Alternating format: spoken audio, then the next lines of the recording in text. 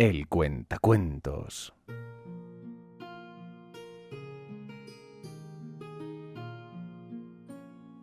Este es el relato del fin de los tiempos de Warhammer.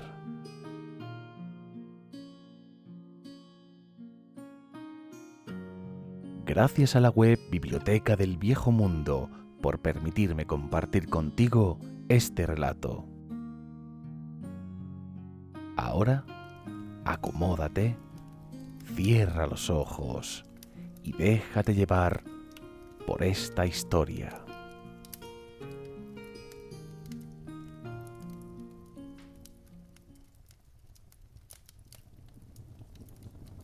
Capítulo 1.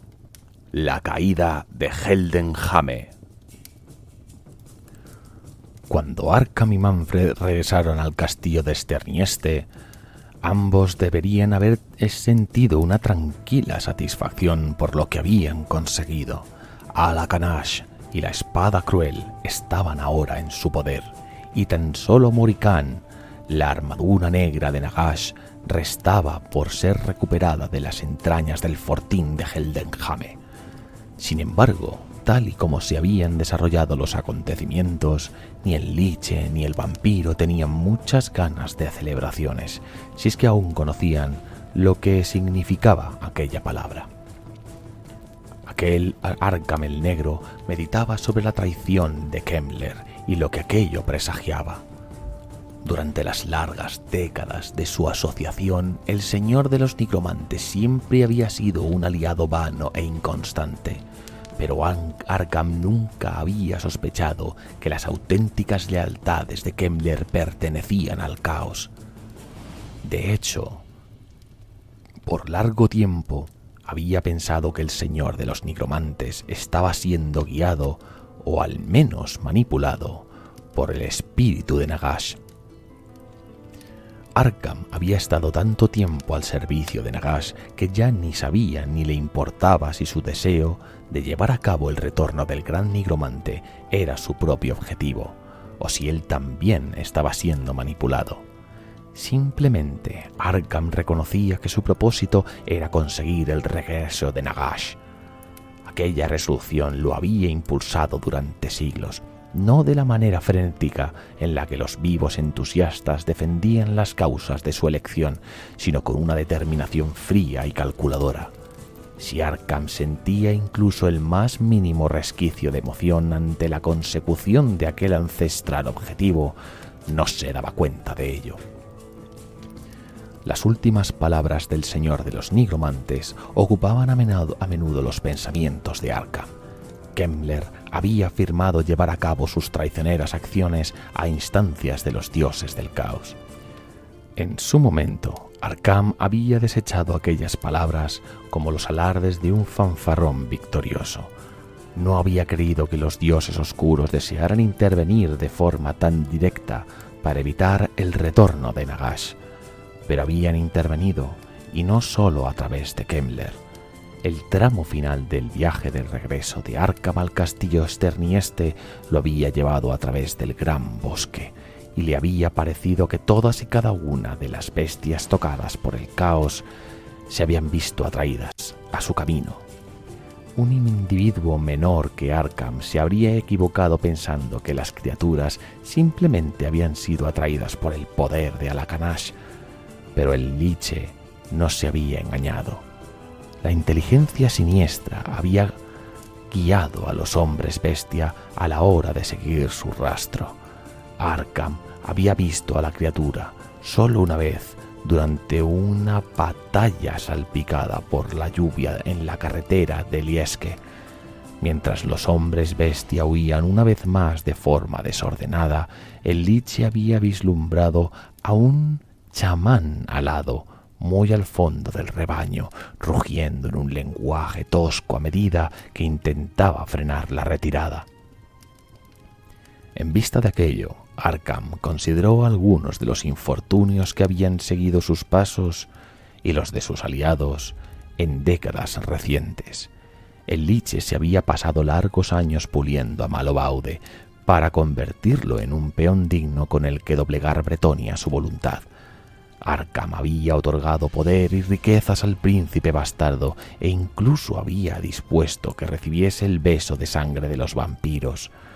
Mas cuando la rebelión estaba a punto de comenzar, el baluarte de Malebolde en Musillón había sido asediado por demonios. Aunque los sirvientes de los dioses del caos habían terminado arrasando buena parte de Bretonia, la devastación de Musillón había retrasado los planes de Malebolde y por lo tanto los de Arkham casi un año.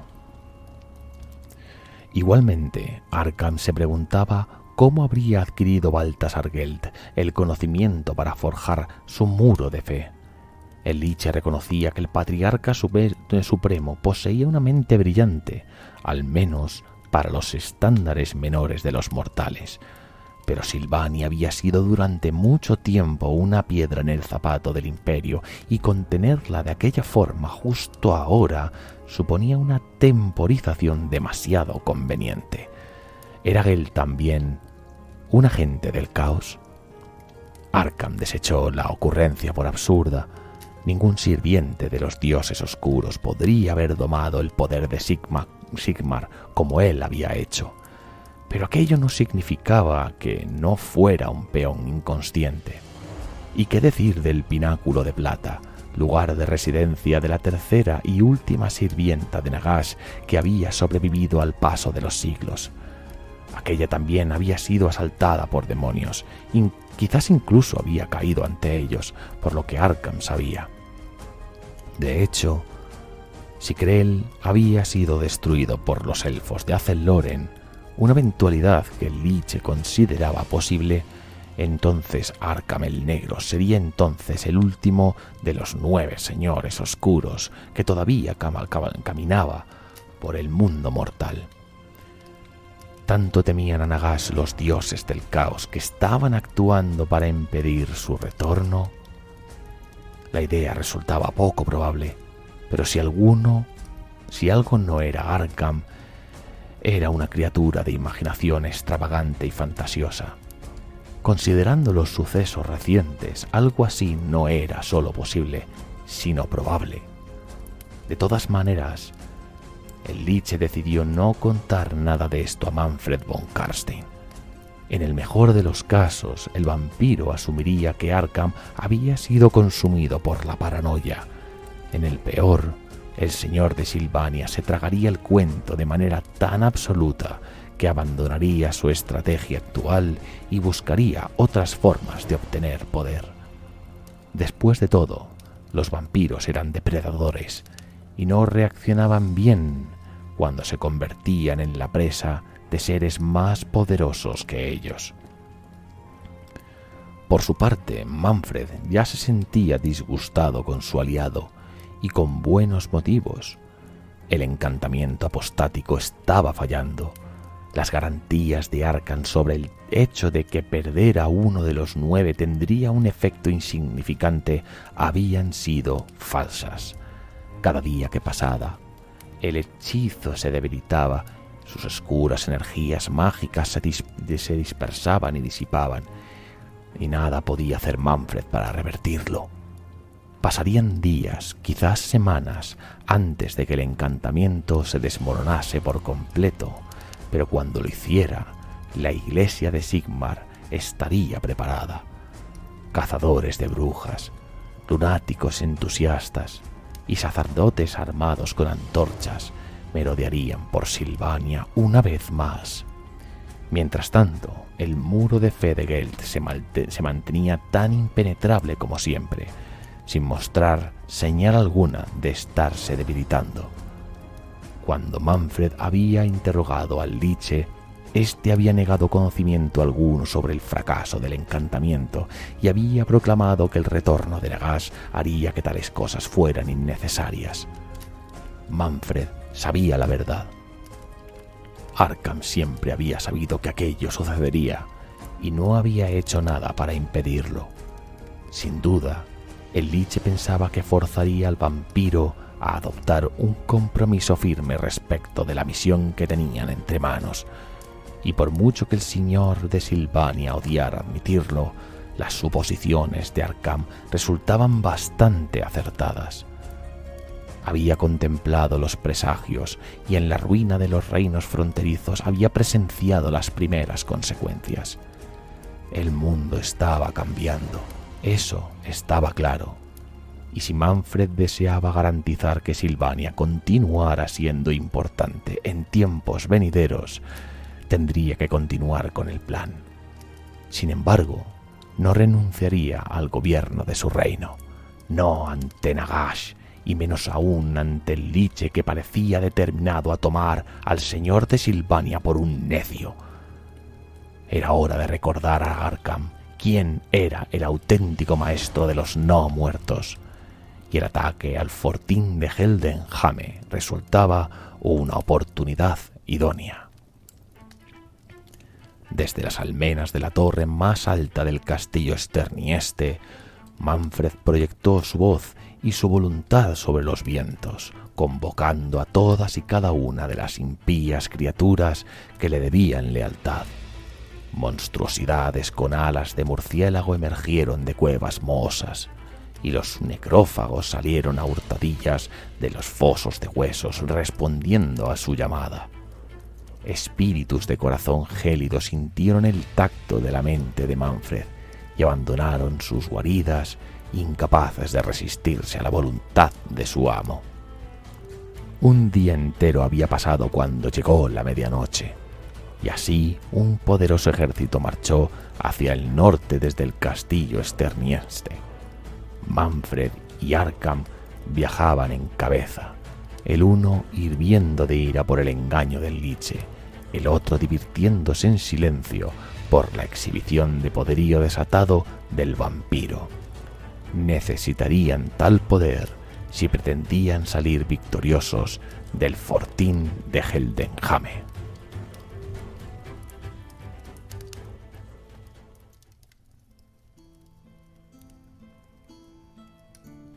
Los caballeros de la sangre de Sigmar habían fundado el fortín de Heldenhame hace 7 siglos, cuando la Orden había regresado de las cruzadas de Arabia enriquecida por el botín saqueado. Entonces no había sido más que un bastión modesto, con poco más que una torre de piedra y una empalizada de madera como únicas defensas.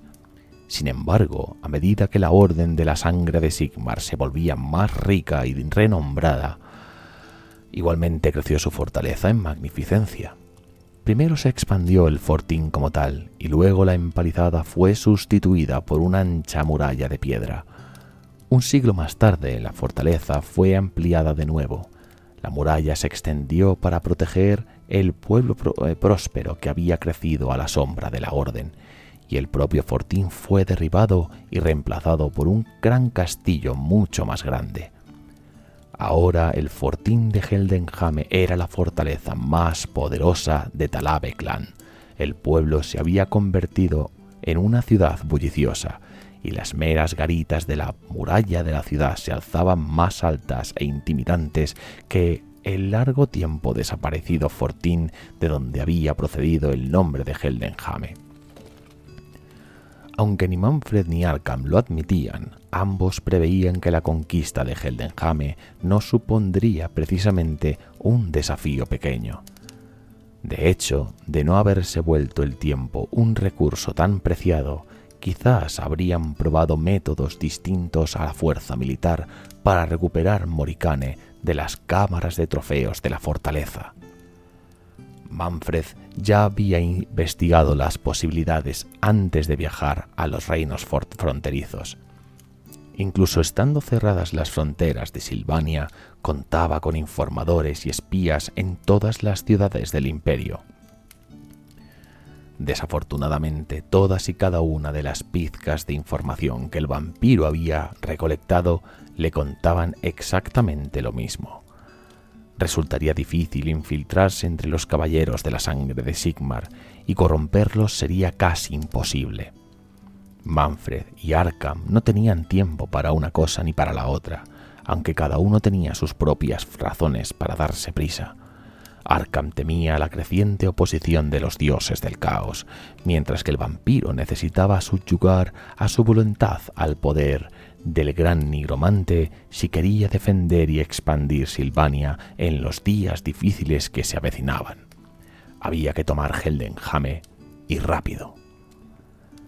Si bien los informadores de Manfred habían traído muchas noticias decepcionantes de Heldenhame, al menos habían conseguido descubrir un punto débil en las defensas de la fortaleza, una gran sección dañada en la muralla occidental de la ciudad.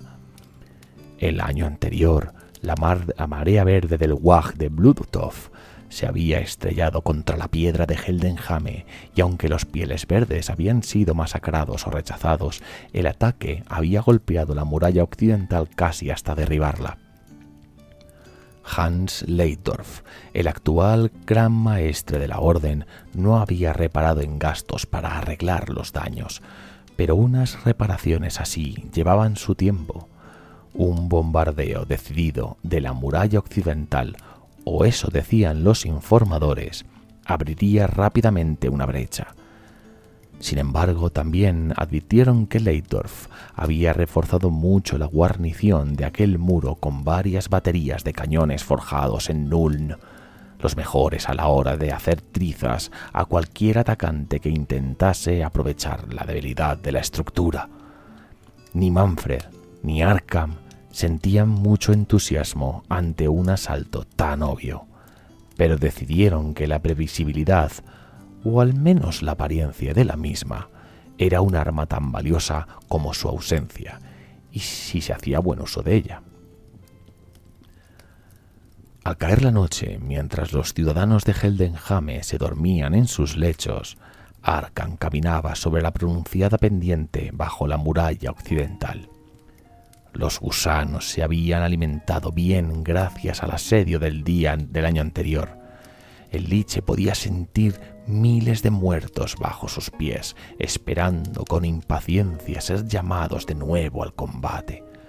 Pero Arkham sabía que necesitaría algo más que espadas y lanzas para tomar la muralla. También haría falta artillería. Tras seleccionar cuidadosamente un punto en el que los muertos yacían a especial profundidad, el Liche clavó su báculo en el suelo y comenzó a susurrar en la ancestral lengua de Nejecara. Los vientos intranquilos arrastraron algunos fragmentos del cántico de Arkham hasta los vigilantes nocturnos estacionados a lo largo de la muralla. Aquellos que los escucharon hicieron el signo del martillo para protegerse frente a los espíritus malignos que acechaban en la oscuridad y anhelaron el regreso del sol. Al despuntar el alba, Otto Kross, comandante de la guarnición de la ciudad, fue despertado por su segundo al mando. A Kross no le agradó ser desvelado de aquella manera.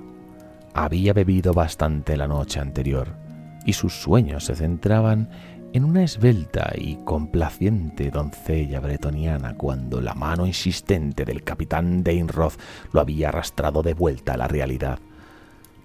Kross estaba a punto de desatar un torrente de insultos cuando los sonidos familiares de la guerra penetraron la niebla que rodeaba su cerebro. El viento estruendo de los cañones, el alarido de las balas atravesando el aire, y había también algo más, cortos intervalos de un sonido salvaje y enloquecedor, a medias una carcajada y a medias un chillido. La ciudad estaba siendo atacada. Maldiciendo su cabeza dolorida, Kross se vistió rápidamente y salió de sus aposentos a toda prisa, al menos todo lo rápido que pudo. Minutos después ya se había unido a las tropas y estandartes agitados por el viento en las murallas occidentales y contemplaba la pesadilla que había entre ellas. Las cercanías de la muralla estaban atestadas de esqueletos llenos de gusanos, sus manos muertas aferrando de forma siniestra las empuñaduras de sus espadas o los mangos de sus lanzas. Todavía se encontraban a una cierta distancia, pero avanzaban a paso firme. Más lejos, en el linde de la línea de árboles, Kross pudo distinguir una especie de catapultas cuyas siluetas resultaban demasiado toscas e irregulares como para estar hechas de madera o acero. Mientras observaba, Los mecanismos de torsión de las máquinas de guerra se soltaron hacia adelante y hacia arriba, y 2 docenas de cometas en llamas surgieron al cielo en su dirección. Las bolas de fuego chillaban a medida que se acercaban, no con el silbido de rocas propulsadas a gran velocidad, sino unas risotadas atormentadas y dementes que hicieron castañear los dientes de Cross. Uno de los disparos se quedó corto, dejando una mancha turbia en el terraplén. Otra pasó sobre la cabeza del comandante. El resto de los proyectiles impactaron en la muralla, ya bien estallando contra su cara exterior o haciéndose pedazos contra los parapetos. Cross vio caer una entre un regimiento de arcabuceros, donde detonó en un estallido de sangre y huesos. Quizás una docena de hombres habían muerto en aquel único disparo, pero a Cross le preocupaban más los impactos contra la muralla sobre la que se encontraba él mismo. Los atacantes apuntaban claramente a la fisura cubierta de andamios unos pasos al sur del bastión Rostmeyer. Allí no había ninguna piedra externa para proteger el núcleo de la muralla, y con cada impacto caían más escombros al terraplén inferior.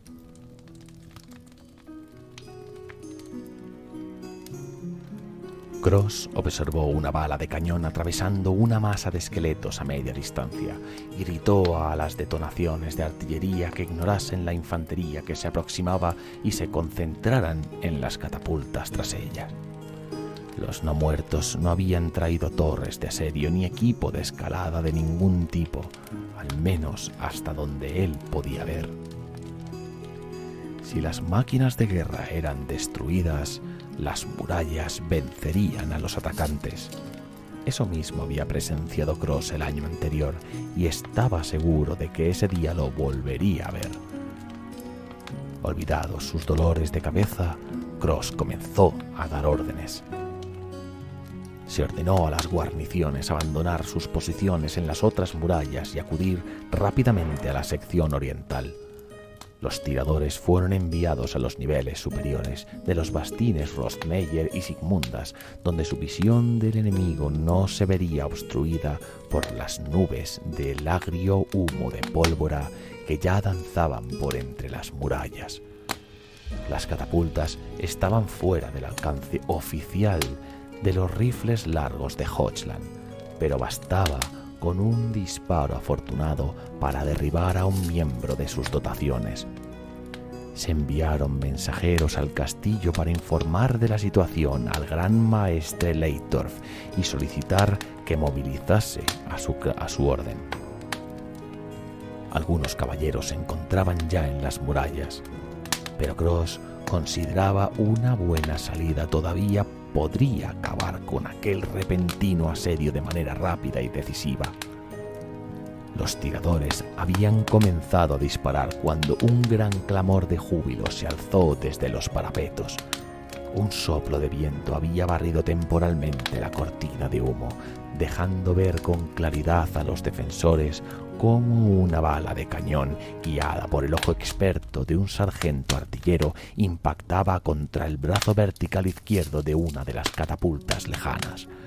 Huesos astillados volaron en todas direcciones y a medida que las enormes fuerzas de torsión en la estructura de la catapulta se liberaban de golpe, la máquina se hizo pedazos a sí misma y a su dotación en un torbellino de fragmentos y cuerdas. Los defensores clamaron de alegría otra vez, animados por haber golpeado con contundencia al enemigo. Y entonces zarcillos de magia negra emergieron de la línea de árboles para envolver a la catapulta destruida. Los palos hechos añicos se recompusieron y la dotación que había sido hecha pedazos regresó a su puesto. A medida que el viento se debilitó y el humo ocultó de nuevo a las catapultas, el clamor sobre las murallas de la ciudad se desvaneció y murió. Cuando, durante un buen rato, Cross y sus hombres no pudieron hacer otra cosa que refugiarse tras los parapetos y soportar el bombardeo, mientras sus cañones y tiradores intercambiaban fuego con las catapultas. Los artilleros del imperio se encontraban ahora a distancia y dispararon una andanada tras otra contra las máquinas de guerra enemigas. Cada vez que una bala de cañón alcanzaba su objetivo, las murallas disfrutaban de un fugaz respiro, pero solo hasta que la hechicería de Arkham anulaba los frutos de aquellos esfuerzos desesperados. Una y otra vez, los proyectiles aullantes impactaban contra la muralla o vertían fuego por entre los parapetos. Solo Janos Odcrier, un sacerdote de Sigmar de rostro severo que se había enfrentado muchas veces a los horrores de Silvania, se mantuvo altivo entre la cometida. Sin señal alguna de debilidad, recorría zancadas el tramo del muro entre los bastiones Rostmeyer y Sigmundas, y allá por donde pasaba, los hombres sentían que el terror del asedio se aliviaba. Finalmente, los vigilantes dieron aviso de que los esqueletos se encontraban al alcance de las armas de fuego, y Cross dio la orden de abrir fuego. A medida que los sargentos vociferaban instrucciones, los maltrechos defensores se alzaron sobre sus pies y apretaron con dureza sus gatillos, descargando una lluvia de fuego sobre el terraplén. Las balas de plomo impactaron contra la masa impía, quebrando huesos y atravesando la magia invisible que asumía el lugar de la carne. Las cercanías de la muralla estuvieron pronto cubiertas del humo de los disparos, mas las andanadas tuvieron los tiradores. Los tiradores cargaban y disparaban una y otra vez, siempre con la determinación de unos hombres que sabían que su supervivencia dependía de su cadencia de fuego.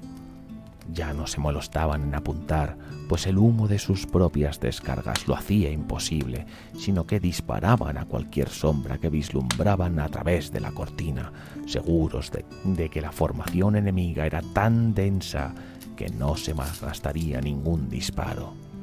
Mientras tanto, las catapultas seguían disparando.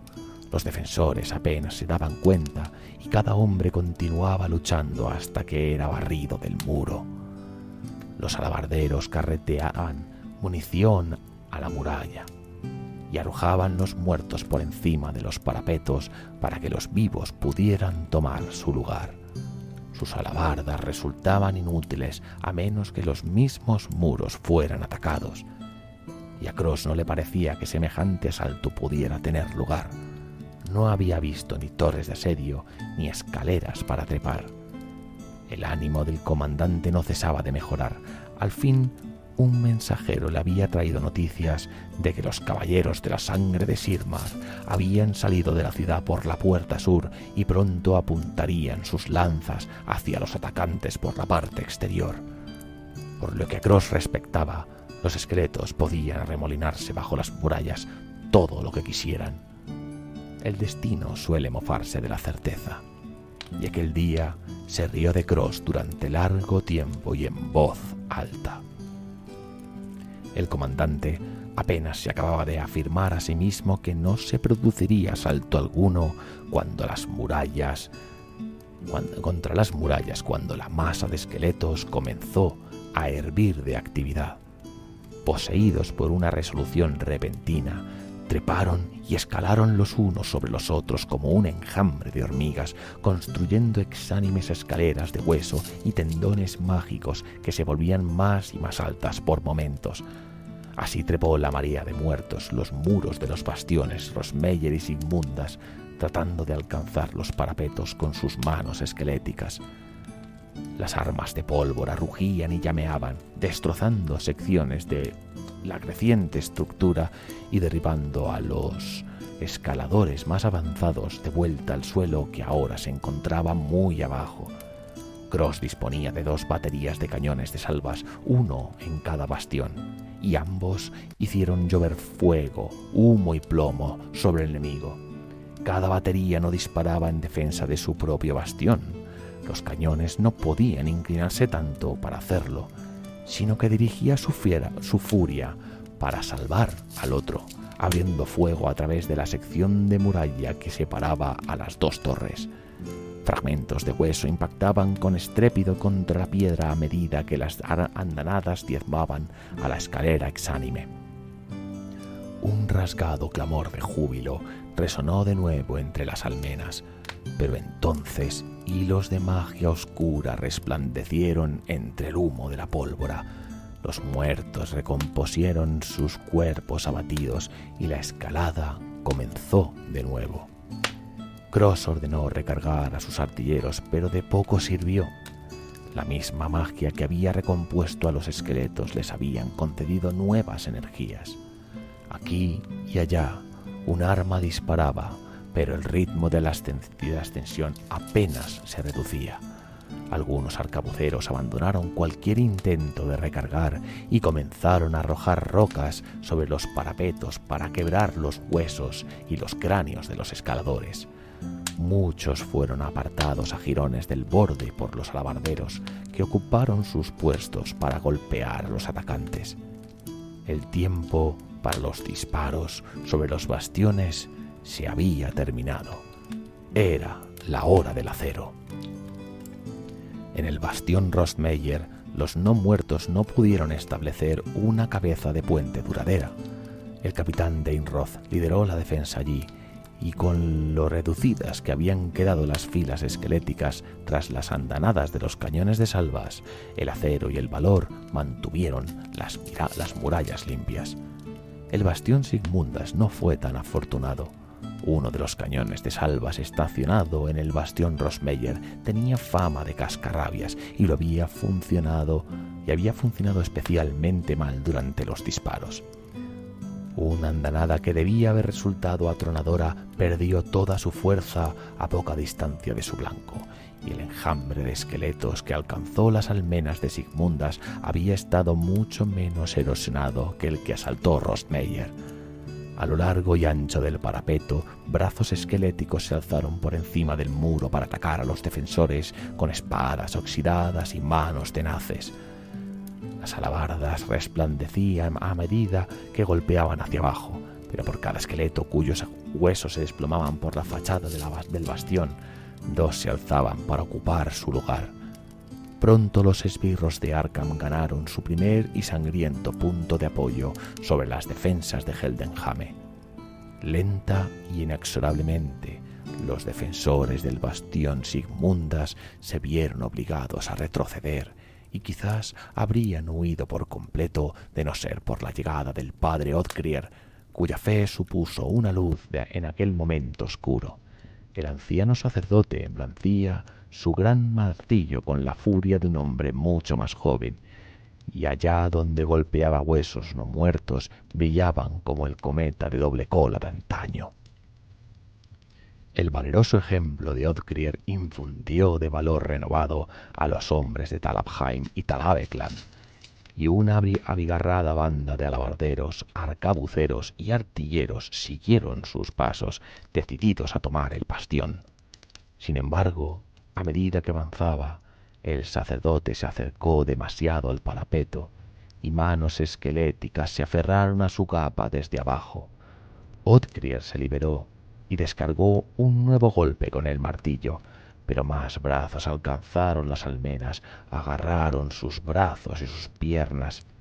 Con un último juramento desafiante, el sacerdote guerrero fue arrancado del bastión y hecho pedazos por los vengativos muertos. Muerto Oddgrier, la chispa de resistencia se desvaneció entre los defensores de Sigmundas. Abandonando el bastión a los atacantes, se desparramaron hacia el norte y sur por las murallas, buscando refugio en el castillo de Heldenhame o entre los hombres de Cross. Cross contempló con horror la huida de los defensores del bastión Sigmundas. Tras él, a los pies de la muralla interior, el capitán Volker al fin había traído refuerzos del intacto frente oriental. Sin embargo, no había manera de que pudieran guarnecer la muralla a tiempo para detener el torrente de muertos que caía ya sobre el flanco derecho de Cross. Las cosas no podían empeorar. o eso pensaba el comandante mientras se abría camino a empujones para unirse al combate. Una vez más el destino escuchó la certeza de Cross y se burló de ella. Cuando otra oleada de proyectiles se estrelló contra los castigados muros, la muralla se tambaleó bajo los pies de Cross. Concentrada su muerte en la batalla, al principio el comandante no reconoció la importancia de las vibraciones, pensando que se trataría meramente de otro impacto contra el muro. Entonces la muralla se tambaleó otra vez y se hizo evidente la terrible realidad. Cross ordenó a sus hombres abandonar los parapetos y retroceder hacia el bastión Rosmeyer. Mas su advertencia llegó demasiado tarde. Con un retumbar lastimero y una gran lluvia de polvo, el centro de la muralla finalmente se derrumbó, desperdigando escombros y cuerpos mutilados por la nueva brecha. Privada del soporte de la sección central, la destrucción se extendió a lo largo de la muralla, retorciendo los parapetos y haciéndolos trizas. Hombres y esqueletos por igual fueron arrojados sobre las almenas o se precipitaron a la muerte entre los escombros. Cross pereció entre la devastación, rugiendo con desdichada ira, mientras se precipitaba imponente hacia su fin. El capitán Volker se encontraba atónito tras las murallas, pero la visión de que los esqueletos estaban escalando metódicamente sobre la brecha cubierta de polvo lo devolvió rápidamente a la realidad. Aquella sería la última oportunidad para contener a los no muertos. Si conseguían desparramarse por las calles de la ciudad, la carnicería se incrementaría exponencialmente. Desenfundando su espada de buen acero de Krieg, Volker besó el cometa de Dovecola grabado en la empuñadura e hizo avanzar a sus hombres. En aquel momento no había ni un solo hombre bajo el mando de Volker que no sintiera el gélido brazo del miedo, pero todos ellos tenían fama y familia tras los muros y sabían que no había nadie más que para frenar la marea. Profiriendo un poderoso grito de guerra, se lanzaron hacia la pendiente de escombros. Barriendo a los esqueletos que encontraron en su camino, alcanzaron la cresta de la brecha y allí formaron una desordenada línea de lanzas y de espadas que se fue apretando poco a poco a medida que los sargentos imponían orden a gritos en la formación. Las líneas de Volker apenas se habían formado cuando llegó el siguiente ataque, pero resistieron. Los esqueletos avanzaban sin pensar, ejecutando únicamente los movimientos que recordaban a medias de sus vidas pasadas. Atacaban en silencio y en silencio caían. Los hombres gimieron y se derrumbaban cuando las andrajosas lanzas atravesaron sus carnes. Otros continuaron luchando con dolor, escupiendo y gruñendo desafiantes hasta que los abandonó su último aliento. Pronto la cresta de la brecha se volvió resbaladiza debido a la sangre y cubierta de huesos quebrados. Mientras tanto, las catapultas continuaban disparando. Mucha de su ira contra el bastión Rosmeyer, cuyos defensores ahora hacían llover fuego sobre la brecha, pero cada poco tiempo una bola de fuego aullante se precipitaba sobre el combate que se libraba sobre el terraplén, pues a los no muertos no les preocupaba alcanzar a los suyos, siempre y cuando los enemigos cayeran igualmente. Aunque se esforzaba por ocultarlo, y la lucha con no menos ímpetu que antes, Volker había empezado a desesperarse. La carne de un costado había sido chamuscada por un disparo de catapulta que había destrozado a 3 filas de hombres a su derecha, y sangraba por una herida profunda en su cabellera. Tal vez la mitad de los hombres del capitán habían caído ya, pero no se vislumbraba el fin de los atacantes. Poco a poco, el grupo de Volker iba recibiendo refuerzos, supervivientes del derrumbe de la muralla y rezagados de su propia marcha a través de la ciudad. Pero aquellas nuevas fuerzas no hacían que la victoria estuviera próxima. apenas retrasaban la llegada de la derrota. El capitán se preguntaba dónde estarían los caballeros. Si no llegaban pronto, sería demasiado tarde. Lejos, hacia el este, desde su posición ventajosa en lo profundo de la línea de los árboles, Arkham se sentía muy satisfecho por el devenir de la batalla. Nunca había esperado que el bombardeo y la escalada fueran a tener éxito, pero lo habían tenido, y de forma gloriosa. Y sin embargo, no serviría de nada si los caballeros de la sangre de Sigmar se negaban a morder el anzuelo. Arkham había propuesto aquel ataque de distracción para reducir el número de defensores del castillo de Heldenhame, y si bien al Liche no le importaba que las fuerzas de Manfred sufrieran en el ataque, resultaría desastrosa para sus propósitos que llegaran a fracasar.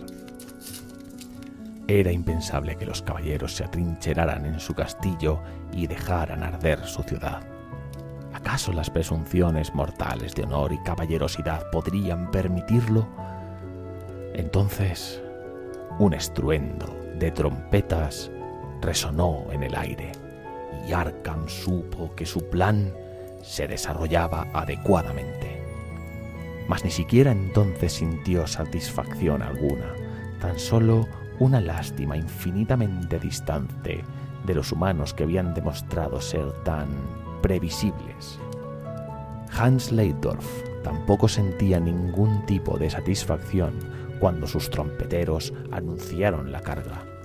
Sus caballeros habían tardado demasiado en alcanzar las murallas de la ciudad, y al gran maestre le parecía que todos los carros de mercaderes en Heldenhame habían sido colocados estratégicamente para ralentizar el avance de su orden. Que aquello fuese manifiestamente falso no mejoraba ni una pizca el humor de Leitdorf.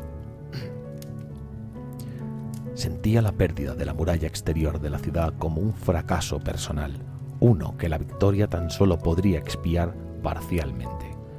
Así, cuando las hermandades que marchaban en cabeza dieron la vuelta a la esquina suroeste de la muralla de la ciudad y contemplaron los miles de esqueletos que avanzaban sobre la brecha, el gran maestre no vio ni enemigo al que temer, sino un objetivo sobre el que descargar su más que justificada furia.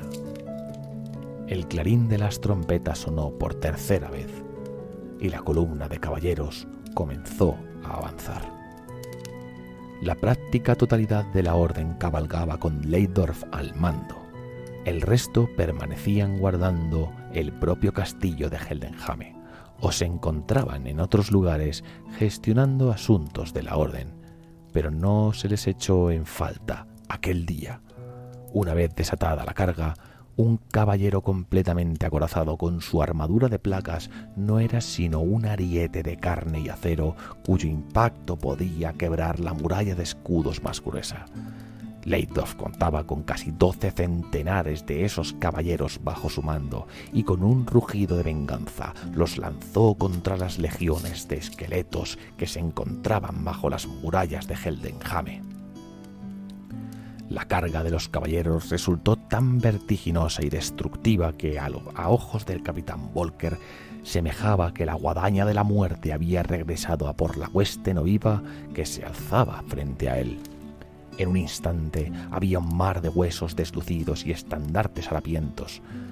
Al siguiente, el escenario se inundó de acero reluciendo y escudos de color de la sangre derramada, y el estruendo de los cascos de los caballos se mezclaba con el sonido de los huesos quebrados y astillados.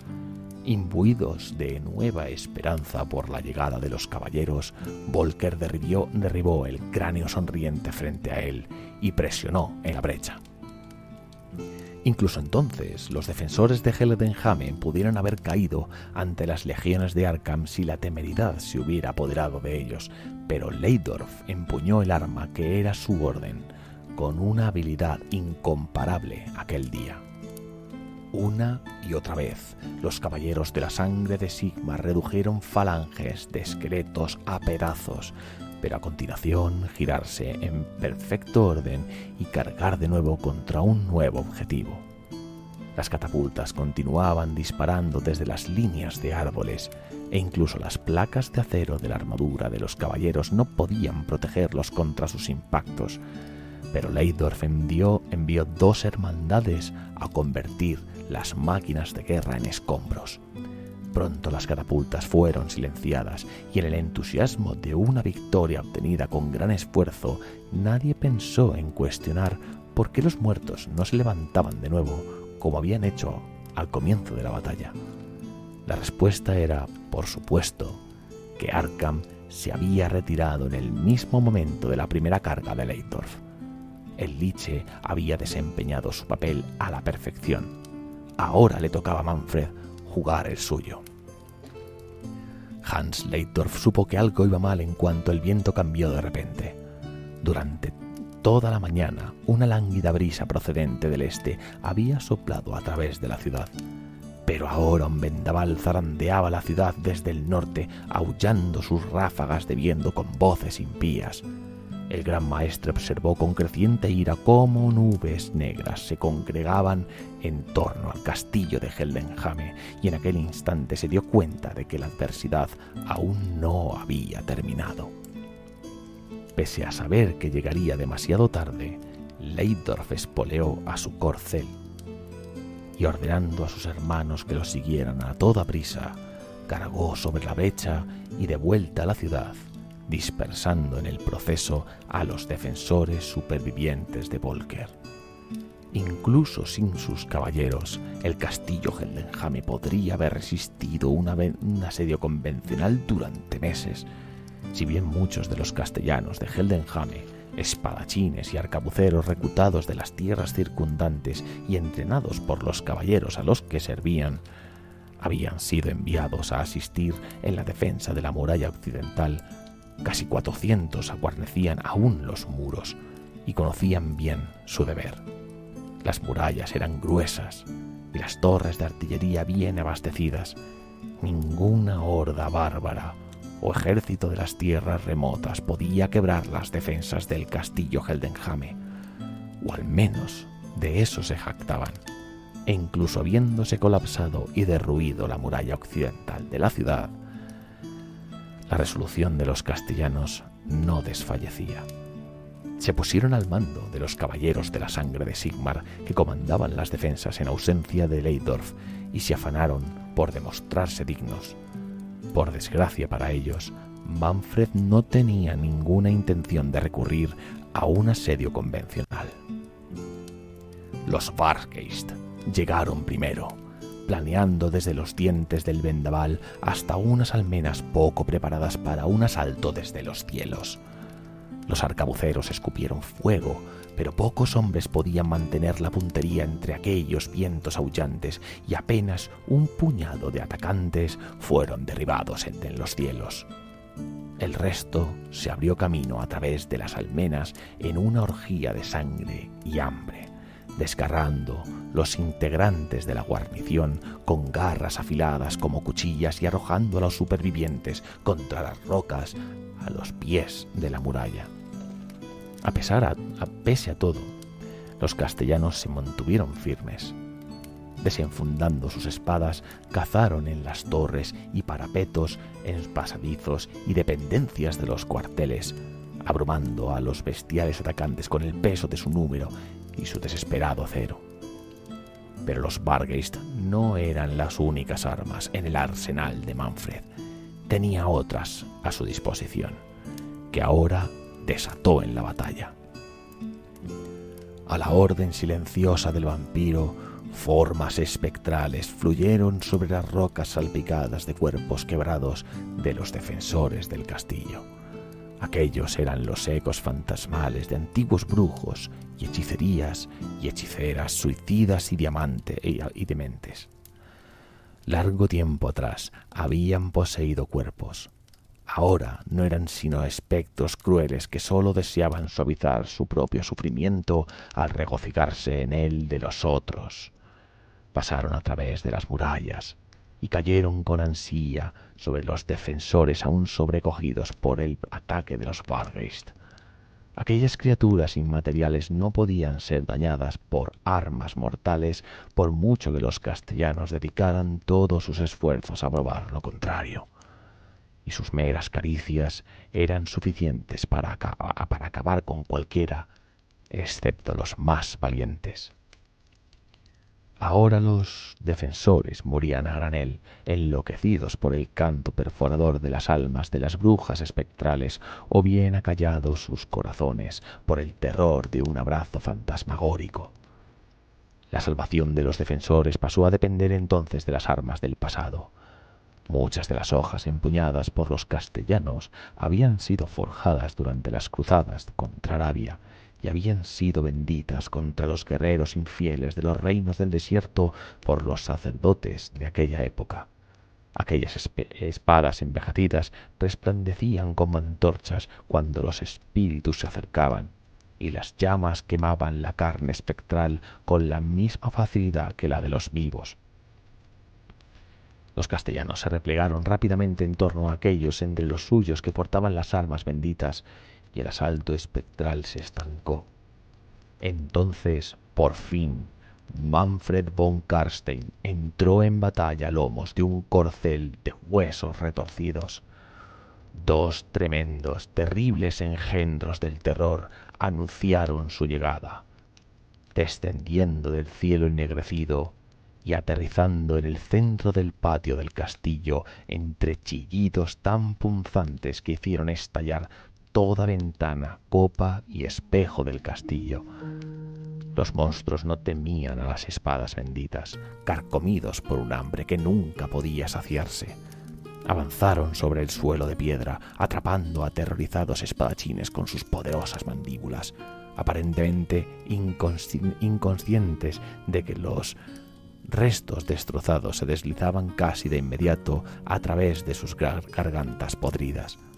Los labios de Manfred esbozaron una ligera sonrisa ante la deliciosa carnicería que habían provocado sus esbirros. Se volvió entonces el vampiro, concentrado en la búsqueda que lo había llevado allí.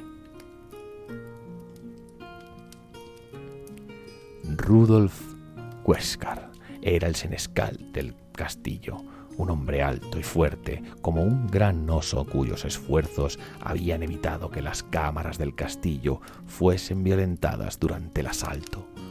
Mientras Manfred desmontaba, Huescar reconoció de inmediato al vampiro como el arquitecto de los males de Heldenhame. Implorando a Sigmar que le prestara sus fuerzas, Huescar reunió a su alrededor a un puñado de caballeros y se lanzó a la carga para golpear la mismísima fuente del mal. El senescal había dado 5 pasos cuando uno de los engendros del terror atacó su flanco. Un caballero murió de inmediato, aplastado bajo las garras de la criatura, pero los otros no cedieron terreno y se revolvieron contra aquella nueva amenaza. Los huesos se fracturaron y quebraron con cada acometida de las espadas de los caballeros. El engendro del terror chilló y arremetió con sus alas membranosas, arrojando a un lado a 2 caballeros como si fueran muñecos rotos. Deshaciéndose de su escudo, Huescar se agachó para esquivar un golpe de ala y descargó su espada en un brutal tajo a 2 manos contra la mandíbula del monstruo. Los huesos se hastiaron por causa del impacto y el engendro del terror retrocedió, pero fue demasiado lento. Huescar dio un paso hacia adelante, alzó su espada y luego destrozó el cráneo de la criatura en una miríada de fragmentos. Mientras el engendro del terror se desmoronaba en una pila de huesos, Huescar se volvió de nuevo para enfrentarse al mismo Manfred y, bramando un desafío, se lanzó una vez más contra el vampiro. Manfred oyó el grito de batalla a medida que Huescar cargaba, pero no percibió ninguna amenaza. Tan solo a un hombre desesperado que lideraba a una chusma igualmente desesperada. Avanzó unos pasos para encontrarse de frente con la carga, alzando su espada en una parodia burlona de saludo habitual en aquella parte del imperio. Su primer tajo segó la cabeza de Huéscar tan limpiamente como la cuchilla de un carnicero trincharía una pata. El segundo hizo pedazos a 2 caballeros. Manfred sintió la espada reverberando de poder a medida que probaba el sabor de la sangre, y con el más leve esfuerzo de voluntad dirigió aquella magia para drenar hasta la última gota de la esencia vital de sus oponentes. El señor de los vampiros sonrió burlonamente cuando cayó el último de los espadachines, posando su mirada sobre la carnicería que tenía lugar a su alrededor. Por todas partes yacían muertos o muriéndose.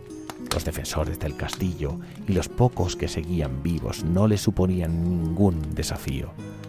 Frente a él estaba la entrada a las cámaras de Heldenhame y la recompensa que buscaba.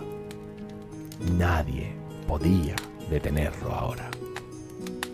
Y Nagash se alzaría de nuevo.